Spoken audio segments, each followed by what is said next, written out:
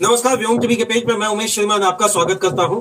आज राजनीति से हटकर कुछ सांस्कृतिक चीजों को लेकर आपके तक पहुंचेंगे, जिसमें कला का श्रेणी का वर्णन करेंगे।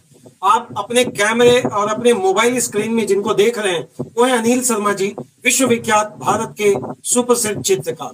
पहले तो अनिल जी आपका स्वागत करें। धन्यवाद उमेश जी, और व्योम टीवी को मैं तहे दिल से शुक्रिया अदा करता हूं, क्योंकि आज मुझे ये सौभाग्य मिला आपके चैनल पे आकर कुछ कला से संबंधित जो है बातें करने। जब भारत की संस्कृति को हम लोग देखेंगे तो बिना रंग, बिना कला, बिना रिच संस्कृति का भारत का कभी भी कल्पना कोई नहीं कर सकता। ऐसे में क्या लगता है कि कला वाकई हमारे मन मस्तिष्क को एक ऊर्जा देती है क्या? बिल्कुल, इस कथन से मैं सहमत हूँ। और जीवन में अगर कला ना हो तो जैसे कुछ भी नहीं हो सकता है। जैसे हम सुबह से लेकर शाम तक हमारे ग्रंथों में भी जो है ना 64 कलाओं की बात की गई है, जिसमें चित्रकला, मूर्ति कला, स्थापत्य कला, विभिन्न कलाओं का वर्णन किया है। उसमें 5 मूल कलाओं का जिक्र है। तो सुबह से लेके शाम तक जितनी भी क्रियाएं हम करते हैं अपने जीवन में, प्रति व्यक्ति, प्रति लोग, जितने लोग हैं वो सभी कला के अंग से ही हम कर पाते हैं। उसमें से कुछ लोग जो बुद्धिजीवी वर्ग के हैं, जो उनको पता है कि ये कला कर्म होता है, बाकी कुछ लोग कर्म समझ करके उसको करते हैं। और कलाकार तो हमारे हिसाब से सभी लोग होते हैं।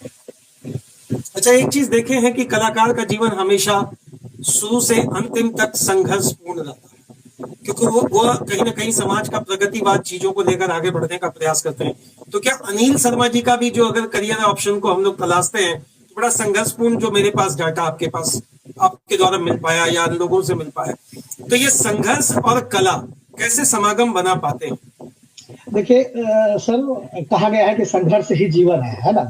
तो जो दर्शक होता है, जो करता होता है, वो अपना कर्म करता है, ठीक है। उसमें कठिनाई का आना, या जैसे कोई भी काम हम अगर शुरुआत करेंगे तो एक स्टार्टअप पॉइंट होता है, फिर बीच में एक मिडिल एज आता है, और फिर अंततः उसको हम लोग क्रियान्वित करते हैं या सफल देते हैं ना। तो ये जो 3 भाग हमने बताया आपको जीवन का, तो जो करता होता है वो केवल अपने कर्म से जुड़ा होता है ना। लेकिन ऐसा कहा भी गया है कि जब तक वो आनंद में रह करके अगर काम नहीं करता है तो वो जो चीज बना रहा है या अपने कुछ काम करने का प्रयास कर रहा है, उसमें वो पूरी तन्मयता से अगर नहीं लगता है तो वो स्थूल सच्चाई के तहत नहीं आ पाएगा, है ना।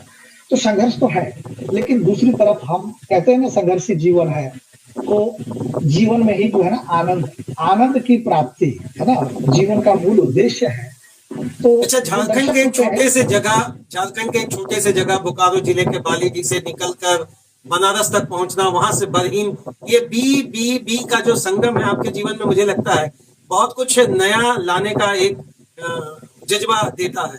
तो क्या कुछ रहा बालीडी टू अप टू बरहीन का? मैं बीच में आप मुंबई भी छोड़ रहे हैं, जैसे बम्बई आप छोड़ रहे हैं, बस हमारा जो है, क्योंकि पढ़ने के दौरान मतलब जो मैं सिनेमा के पोस्टर्स बनाया करता था, कला की शिक्षा को बाद में मतलब जुड़ा, शुरुआती दौर से मैं कलाकर्म तो कर ही रहा था ना। तो उसी समय मैंने ठान लिया था कि बम्बई जाना है मुझे, और मैं बम्बई गया भी।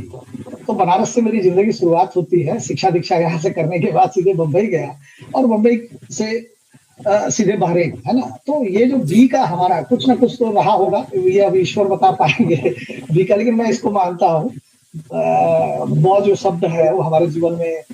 अच्छा, अगर बनारस की हम बात करें तो अनिल शर्मा बनारस को ही क्यों चुने? ऐसा होता है कि स्टडी के बाद आप नया ऑप्शन तलाश सकते थे, दिल्ली जा सकते थे, मुंबई तो आप गए लेकिन फिर वापसी आए, लेकिन बनारस को आपने सेंटर पॉइंट क्यों माना? अब देखिए, मैं आपको बता रहा हूँ कि मैं बिहार का रहने वाला था, बोकारो सिटी, बालीडी बोकारो, जैसा कि आपने जिक्र किया है। तो वहां से जो हमारे नजदीकी, जो हमारा कैपिटल बिहार का हुआ करता था, तो पटना था, है ना। तो पटना में मैं पता चला मुझे कि कला की शिक्षा दी जाती है। तो मेरे पास 2 ही ऑप्शन थे, खेल और कला। तो खेल को थोड़ा देर रोक करके और कला की तरफ मैं जब अग्रसर हुआ, इंटरमीडिएट के बाद जब घर छोड़ा, तो बिहार में ही मैंने पहला प्रयास किया था। लेकिन वहाँ की जो शिक्षा नीति है, आप समझ ही रहे हैं, और आज भी उठापटक चल रहा था। तो किसी न किसी कारण से मुझे जो है ईश्वर ने सीधे बनारस बुला लिया, और बनारस में एक ही टर्म्स में मैंने जो है अपनी परीक्षा, कला की जो परीक्षा दी, उसमें मैं चयनित कर लिया गया। और मुझे लगता है कि बनारस अपने आप में कहा जाता है कि प्राचीन नगरी है ना? पूरे विश्व में अगर काशी की अगर बात करें तो यहाँ पर ही संपूर्ण कलाओं का विकास चल रहा था कई वर्षों पहले से। और उसमें शिक्षा मतलब हमारे यहाँ जो पंडित मदन मोहन मालवीय जी ने जो कला विद्यालय महाविद्यालय की जो शिक्षा वेचू संस्थापक जो है, उन्होंने जो यहाँ पर विद्यालय बनाया, जहाँ आज विश्व के कोने कोने से लोग आते हैं अध्ययन करने को। यहाँ हर विद्याओं की विद्या की पढ़ाई होती है, समझ लो सारे सब्जेक्ट्स मैटर यहाँ पर आज के डेट में जो है वर्तमान। शुरुआती दिनों में कुछ चुने सब्जेक्ट ही हुआ करते थे, लेकिन उस समय कला था, तो मेरा होना सौभाग्य की बात था। और यहाँ बोलते ना काशी के मतलब कण कण में भगवान बसते हैं, है ना? यहाँ आपको रोड चलते हुए काशी के कंकड़ जय शिव शंकर वाली बात है, कंकड़ में ईश्वर का वास है। अच्छा, एक स्टूडेंट जब अपने करियर की ऑप्शन को लेकर विदेश तलाश करते हैं, माइग्रेट करते हैं, वहां अपने आप का वेल सेटल समझते हैं, अच्छी तनख्वाह मिलती है, ऐसे में बहरीन जाने के बाद फिर वापसी की? बहरीन जाने का मूल था कि हमारे जीवन में एक नई अध्याय जुड़ रहा था, है ना? मेरे अपने अनुभवों के माध्यम से मैं चयनित किया गया था शिक्षण पद्धति को और आगे बढ़ना, हमारे यहाँ का शिक्षा प्रणाली वहाँ का। तो ये मेरे पैसा का मेरा मूल नहीं था। हमारा मूल था कि मैं जो घर में रह करके और बाहर जाकर के जब हम निकलते हैं चीजें तो वहां से कुछ लेके आएंगे, तो मेरा मूल उद्देश्य वही था। और कोविड का समय था 2018 से लेकर के 2022 वर्तमान में मैं अभी तक आना जाना मेरा बहरीन से लगा हुआ है ना? जिनको आत्मसंतुष्टि कहाँ मिली अनिल जी? आत्मसंतुष्टि कहाँ मिली, भारत में काम करके या विदेशों में काम करके? नहीं, देखिए, काम तो अब आत्मसंतुष्टि जिस दिन हो जाएगा उस दिन मनुष्य की समाप्ति, मतलब उनकी जो है ना खत्म, संतुष्टि तो होना नहीं है ना? लेकिन जहां तक आनंद की बात मैंने किया कि now I am enjoying, I can say, because lot of experience I am having with me. और बहरीन एक डिसिप्लिन जगह है ना? एक समय में हमारा वो भारत का ही एक अंग हुआ करता था, लेकिन आज जो है मुस्लिम देश है। लेकिन मुझे लगता है कि वहां पर भी जो है, जैसे मेरे को काशी मिला, यहाँ पर भी सर्व विद्या की बात करें, सर्वधर्म की बात करें, भारत उसके लिए अग्रसर है ना पूरी दुनिया में। तो बहरीन में भी एक जो है ना मिनी इंडिया मैंने पाया। और वहाँ के लोग जो अरबिक लोग हैं वो कला के पारखी, हमारे यहाँ के कुम्हार, वहाँ के कुम्हार, ये सब मैंने बहुत सारी मतलब नजदीक से देखा। ये वहां भी लगी। तो पैसा मूल नहीं था। अच्छा, वर्तमान में अनिल जी किन संस्थाओं के लिए काम कर रहे हैं? अभी मैं बहरीन से 2022 में मैं वापस आया। पापा हमारे चले गए थे 2021 में। कोविड जो है पूरे संसार को जकड़ा हुआ था, समझ रहे हैं? तो उस तरह से मेरा परिवार भी अस्त व्यस्त था, तो मैं उसको संभालने के लिए पहले आया, सबसे पहला चीज। दूसरा, ये अभी वर्तमान में किन किन संस्थाओं के लिए आप काम कर रहे हैं? जी, तो सबसे पहले मैं भारत में 2022 में वहां से वापस आया, है ना? और अपने परिवार को संभाला, और मैं भी तलाश रहा था कि कहाँ से शुरुआत की जाए। तो वैसे मैं प्रतिदिन चित्र तो बनाता ही हूँ, और नेट के माध्यम से, दोस्तों के माध्यम से, बड़े बड़े आर्टिस्टों के माध्यम से मैंने अपनी व्यथा रखी कि भाई मैं आ गया हूँ भारत, अब मेरे को फिर से शुरुआत करना है। और आज के डेट में अगर बात करें तो हम VSV गैलरी से को धन्यवाद देना चाहेंगे, जिन्होंने मेरे को अभी जगह दिया है, और मैं उनके लिए काम कर रहा हूँ बेसिकली अभी फिलहाल। ये दिल्ली साकेत में है, और इनके जो ऑनर हैं वो हैं डॉक्टर सुनील भार्गवा जी और वंदना भार्गवा जी, और इनके सुपुत्र जो हैं वरुण जी और स्वाति जी पुत्री। तो ये इनकी एक संगठन है अपना वहाँ भारत में, दिल्ली साकेत में। तो क्या इस तरह ये जो संगठन है अनिल जी केवल कला के क्षेत्र में काम करते हैं या कला के दूसरे विधाओं में भी, केवल चित्रकारी को लेकर है? ये पूरी तरह से जो VSV गैलरी है पूरा कला के प्रति समर्पित है ना? इसका संवर्धन करने के लिए, इसको बचाने का काम कर रही हैं। और जो हमारे मूल मास्टर्स जो आर्टिस्ट रहे हैं ना, उसको सब, उनकी सारी पेंटिंग्स को उन्होंने धरोहर के रूप में रखा है और समाज के सामने प्रस्तुत कर रहे हैं। जैसे मैं जिनको किताबों में पढ़ा करता था, वो आज मैं साक्षात उनके गैलरीज में पेंटिंग्स देखा, तो मैं तो अपने आप को धन्य मानता हूँ। और केवल मैं ही नहीं, ऐसे बहुत सारे देश विदेश के कलाकार वहां से जुड़े हुए हैं, जिनका जीविकोपार्जन तो हो ही रहा है और संरक्षण भी हो रहा है। और देखिए, कहीं ना कहीं से कला को पहले से ही माना गया कि कला, जब भी कला का विकास हुआ है, वो हमारे यहाँ जो राज परंपरा हुआ करता था, तो राजाओं के संरक्षण में ये सारी, जैसे हमारे यहाँ नवरत्न हुआ करते थे, है ना, हर एक विधाओं में। तो आज वो चीज कहीं ना कहीं से मिस कर रहा है। भारत भारत में आज जो मॉडर्निज्म आ गया है सारी चीजें, तो हम दूसरे क्षेत्र में पैसा लगाना चाहते हैं, लेकिन जो हमारा मूल कारीगरी है, जो वर्कमैनशिप वर्कशिप जो हुआ, वर्क इज वर्शिप जैसे कहा गया है, तो उसके प्रति ध्यान देना बहुत जरूरी है। आज मोदी जी का भी अभियान है, आप देख रहे होंगे, है ना? तो बहुत तरह के अभियान उन्होंने कलाकारों के लिए चलाया है। और अच्छा, जो अभी समय काल आपने दिया, जो कार्यकाल आपका रहा, भारत के अनेक कोनों में अनेक उपलब्धियां रही, तो किन किन उपलब्धियों को आप नजदीक से महसूस किए, और वो उपलब्धियों की तरफ से आपको खुद को कितना प्रेरित करने में महसूस एक पल में? देखिए, उपलब्धियां तो जीवन में मतलब बहुत कम मिला, लेकिन जो भी मिला सटीक मिला। और मैं उपलब्धियों के पीछे वो एक जैसे बोलते हैं ना, सेलिब्रेशन मानता हूँ कि वो जिंदगी में आता है और चला जाता है। लेकिन आपके जो मूल कर्म है, क्या होता है कि जब उपलब्धियां मिलने लगता है ना, तो हम लोग को की सीना चौड़ा हो जाती है और हम लोग जो है बैठ जाते हैं, काम नहीं कर पाते हैं ना। मुझे लगता है कि उपलब्धियां मिलने के बाद आपको और जिम्मेदार होना पड़ता है, क्योंकि समाज जो जिस रूप में आपको समझते हैं लोग, उससे और आप अपेक्षाएं बढ़ जाती हैं, है ना? तो हमेशा बीच बीच में कम मिला, लेकिन मिलता रहा, और मैं उसको बहुत मजबूती से लिया। अभी एक चीज मेरे मन में एक बात आ रहा कि अनिल जी विश्वविख्यात हैं, सुप्रसिद्ध हैं, हर चीजों में एक बेहतर कॉन्सेप्ट रखते हैं, परिवार को भी लेकर चलना है, रंगों के साथ भी खेलना है, ब्रश को अपनी जादूगरी दिखाना है। ऐसे में नहीं लगा कि सबसे बड़ा जो मिस करने का पॉइंट आया अपने लाइफ में, कि एक गवर्नमेंट नौकरी हो जाए, कहीं हम सेटल हो जाए, या फिर फ्रीलांस को ही आपने अपने लाइफ का एक मोटिवेशनल पार्ट? देखिए, शुरू से मैं फ्रीलांस कलाकारी के क्षेत्र में फ्रीलांस के रूप में ही मैं अपने आप को स्टैब्लिश कर चुका था। लेकिन जहाँ शिक्षा की बात आई, है ना, तो अब शिक्षा जहाँ से सुनना शुरू हो गया, तो उसमें हमारे पापा भी नौकरी कर रहे थे, तो लगा कि नहीं, हमें भी नौकरी करना चाहिए। लोगों का होता है, समाज का होता है, घर का होता है, प्रेशर होता है, शादी है, ब्याह है, बच्चे हैं, तो उसके आधार पे आपकी मानसिकता चेंज होती है। तो आदमी सेटल होना, सेटल बोल के कोई जीवन में कोई चीज है नहीं। मैं काशी में रहता हूँ, यहाँ प्रतिदिन जो है ना, मैंने जो व्यक्ति है विशेष है या कुछ भी है, सब एक ही जगह जा रहे हैं, राजा हरिश्चंद्र घाट, है ना। तो ये सब साक्षात मुझे बनारस में देखने को मिला। तो मुझे लगा कि ये जीवन एक बार मिला है, इसमें कुछ कर जाइए, है ना।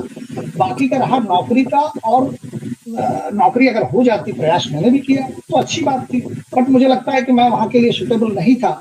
और शायद आज अपने आप को सौभाग्यशाली मानता हूँ कि मैं आज स्वतंत्र हूँ और बहुत आनंद होकर के काम कर पा रहा हूँ, और पूरे समाज का, घर का भरण पोषण से लेकर के अपने आप को बचा के चल रहा हूँ। अनिल जी, अभी मैंने आपके सोशल मीडिया पूरे फेसबुक और इंस्टा के पेज को मैंने देखा था इंटरव्यू के पहले, तो मैं देखा कि न केवल आपके दीवाने आपके हम उम्र हैं, बल्कि आपके वैसे जो गुरु तकबे के लोग रहे, वो भी आपके कार्य को लेकर बड़ी दीवानगी, हमेशा अप्रिसिएशन करते हैं। बीएचयू के बड़े बड़े दिग्गज प्रोफेसर, एसोसिएट प्रोफेसर, भारत ही नहीं विदेशों से भी आपकी चीजों की व्याख्यान करते हैं। तो कितना बल मिल पाता है वैसे महापुरुषों के साथ काम करके, या वैसे व्यक्तित्व के साथ काम करके, या उनसे आशीर्वाद प्राप्त करके? बिल्कुल, ये बहुत मूल बात आपने कही है। मैं ये कहना चाहता हूँ कि देखिए, विद्यार्थी या कलाकार बहुत सारे होते हैं, लेकिन बोलते ना, एक अहम नहीं आना चाहिए। दूसरी चीज कि जो सबसे बड़ी बात है कि छोटे बड़े, है ना, सबके साथ। आज जो छोटों के पास, आज जो मॉडर्न जमाने में जो आज के बच्चे पैदा हो रहे हैं, वो हमसे बहुत ज्यादा इंटेलेक्चुअल और दिमाग के तेज है। तो मेरा ये मानना है, गुरु भाव रखते हुए, लोगों से मिलते हुए, सबकी प्रशंसा करते हुए आगे बढ़ते चला जाए, तो उसमें परेशानी नहीं आती। और एक सीखने वाली भाव हमेशा मैंने रखा है, एक दरवाजा खोल कर। कुछ लोग क्या हो जाते हैं कि थोड़ा सा कुछ मिलता है तो अकड़ में आ जाते हैं सारी चीजें, तो वो उनके लिए घातक हो सकता है ना। आपके पेज से ही एक जानकारी मिली अनिल जी, हीना फाउंडेशन करके आपको गोल्ड मेडल से नवाजा गया, क्या कुछ है, इसको थोड़ा सा विस्तार से बताइए। देखिए, हिना भट्ट आर्ट फाउंडेशन और आर्ट वेंचर, ये जो हिना नाम की जो व्यक्तित्व हैं, इनको मैं धन्यवाद देना चाहूंगा। इनसे मेरी मुलाकात आज से करीबन लगता है 6-7 वर्ष पहले फेसबुक के माध्यम से। मैं जब बहरीन में था तो मैं देखा करता था, और सौभाग्य से मुझे ये भारत आने के बाद कई ऐसे तीज त्योहारों में, मतलब कला के जो तीज त्योहार की बात कर रहा हूं मैं, तो उसमें ये हमेशा हमसे मिले। और पहली बार जब पोखरा में हम लोग, नेपाल जो है आज, वहाँ हम एज ए मेंटर बन के गए थे और आप भी आई हुई थी वहाँ पर एज ए गेस्ट। तो वहाँ पर मैंने इनसे खुल के बातचीत की और इनको वहीं न्योता दे डाला यूपी मतलब बनारस आने के लिए, हम अपनी नगरी, क्योंकि इनकी जो कलाकर्म है, सबसे पहले तो ये कलाकार हैं, है ना, और कला का संवर्धन से लेकर के, खरीदारी से लेकर के कला को प्रश्रय दे रही हैं, कला को बढ़ावा दे रही हैं। कोविड के टाइम में मैंने देखा है कि पूरे भारत में एक ऐसी महिला जो अकेले बल पे मतलब अपने परिवार के साथ अपने सबके कला को बचा रही थी, कला की बात कर रही थी, है ना, और लगातार भारत आने के बाद भी और इनके संगठन से मैं जब जुड़ा और अपने काम के वजह से, दोस्ती एक अलग चीज होती है, काम को करते हुए आज हम लोग क्या है कि शॉर्टकट अपनाते हैं रिश्ते बनाने में, दोस्त बनाने में, प्रसिद्धि पाने में। तो वो चीज मैंने नहीं किया। मैंने जैसे काम शुरू से करता रहा वैसे करता रहा।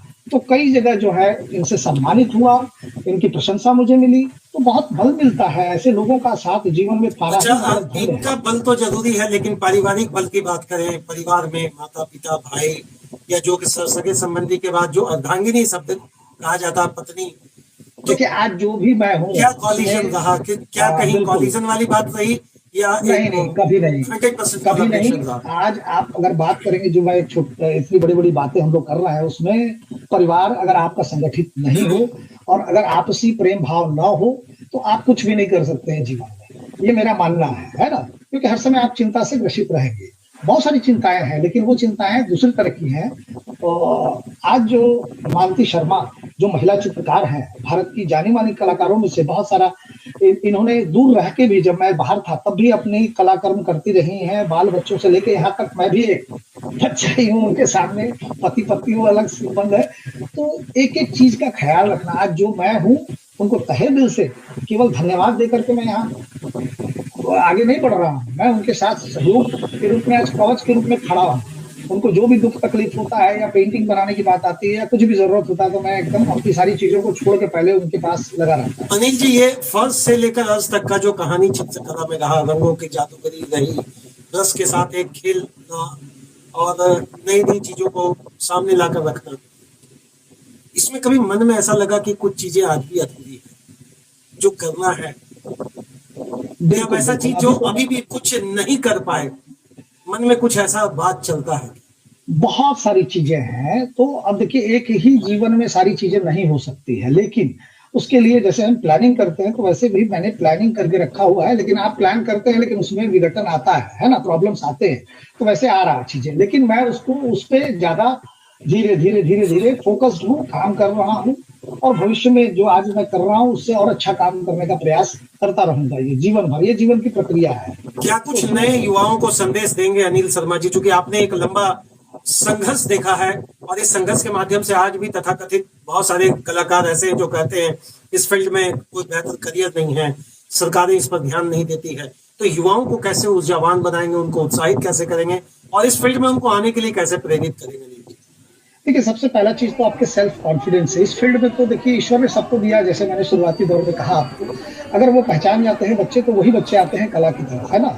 अपने परिवार से लड़ करके, झगड़ करके या जैसे भी हो, तो वो उनको दिख जाता है सारी चीज, क्योंकि उनके पास जो सेंस ऑर्गन्स है वो डिफरेंट होते हैं, वो सामान्य आदमी नहीं होते हैं, है ना, जो कला के इसमें बात करते हैं। सबसे पहला चीज तो उनका सेल्फ कॉन्फिडेंस अपना हाई रखें। हाई रखने का मतलब ये नहीं है, विश्वास रखें अपने ऊपर, सबसे पहला चीज। दूसरी चीज, शॉर्टकट अपनाना नहीं है। First you have to follow very nicely.